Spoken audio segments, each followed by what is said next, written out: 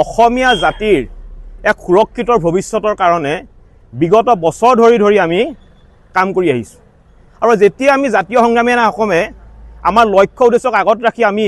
অবৈধ সন্দেহযুক্ত নাগৰিকৰ বিৰুদ্ধে যেতিয়া আমি অভিযান চলাওঁ আমি দেখা পাওঁ যে সামাজিক মাধ্যমত একাংশ মিয়াই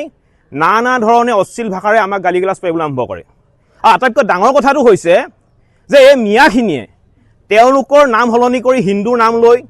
অসমৰ অসমীয়া থলুৱা মানুহৰ উপাধি লৈ অসমৰ আহোম জনগোষ্ঠীৰ উপাধি লৈ নানা ধৰণে কিন্তু অসমীয়া হুংকাৰ দিবলৈ তেওঁলোকে আৰম্ভ কৰিছে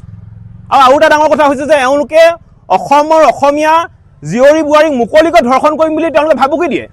গতিকে এই ধৰণৰ কৰ্মকাণ্ড কোনো কাৰণতে সহ্য কৰিব নোৱাৰি আমি মিয়াৰ উৎপাত চাই আছোঁ আৰু যাৰ পৰিপ্ৰেক্ষিতত আজি আমি জাতীয় সংগ্ৰামী সেনা অসমে শিৱসাগৰ সদৰ থানাত এই মিয়াবোৰৰ বিৰুদ্ধে আমি এজাহাৰ দাখিল কৰিছোঁ আৰু আমাৰ স্পষ্ট কথা এই মিয়াবোৰৰ শাস্তি হ'বই লাগিব প্ৰয়োজন সাপেক্ষে জাতিৰ স্বাৰ্থত কিন্তু এই মিয়াসোপাক এনকাউণ্টাৰ হ'লেও কৰিব লাগিব আমাৰ স্পষ্ট কথা এই মাতৃভূমিত কেৱল মাত্ৰ খিলঞ্জীয়া মানুহৰ প্ৰভুত্বৰ আধিপত্য থাকিব লাগিব কোনো কাৰণতে অসমত মিয়াৰ দপদপনি নচলিব অসমত মিয়াৰ স্থান নাই মিয়াই গৈ বাংলাদেশত দপদপনি আৰম্ভ কৰক আমাক ক'বলগীয়া একো নাই কিন্তু অসমত নহ'ব অসমখন হৈছে কেৱল মাত্ৰ অসমীয়াৰ আৰু অসমীয়াৰে আধিপত্য থাকিব লাগিব আৰু এটা আমি কথা ক'ব বিচাৰিছোঁ যে মিয়াসোপাই সামাজিক মাধ্যমত সততে আমি কোৱা দেখা পাওঁ যে অসমখন অসমীয়াৰ বাপেৰৰ সম্পত্তি নি বুলি তেওঁলোকে প্ৰশ্ন কৰে আমি ক'ব বিচাৰিছোঁ যে অসমখন অসমৰ প্ৰতিজন খিলঞ্জীয়া ভূমিপুত্ৰৰ পৈতৃক সম্পত্তি হয় কাৰণ ইয়াত আমাৰ কেৱল মাত্ৰ খিলঞ্জীয়া আমাৰ ভূমিপুত্ৰসকলৰ পূৰ্বপুৰুষসকলৰ অৱদান আছে ইয়াত মিয়াৰ অৱদান নাই মিয়াই গৈ বাংলাদেশত দম্ভালি মাৰক বাংলাদেশত গৈ তেওঁলোকৰ অধিকাৰ বিচাৰক কিন্তু অসমত নহ'ব